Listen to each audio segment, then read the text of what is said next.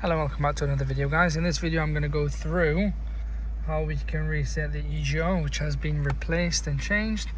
So on this one we are using the King Bowling K10. Lovely machine to use.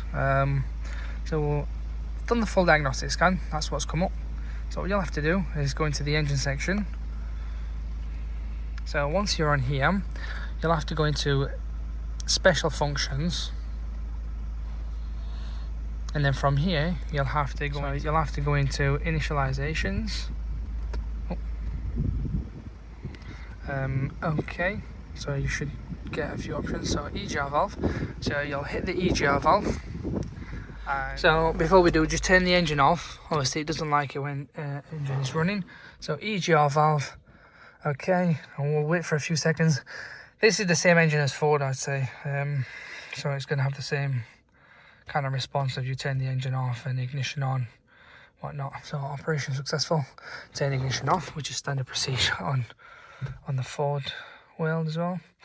So we'll just let it do that.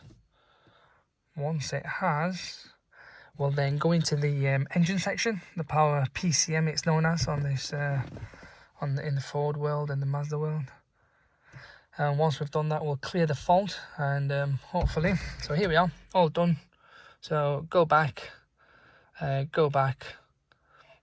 code, obviously. We'll actually, I'm not going to bother with that. So clear fault memory, yes.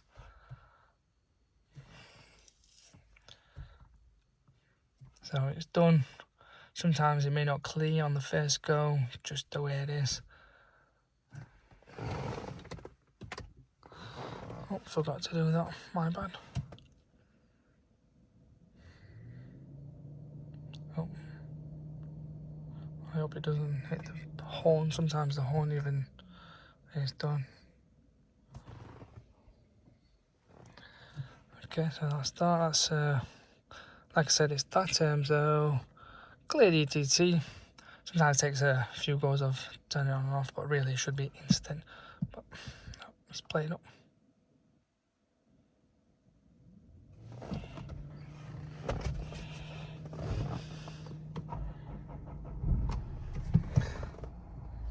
Oh, it's done it there, sorry.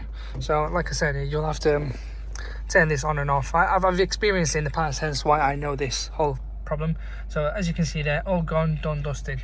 So, that's how you would resolve it, guys, okay?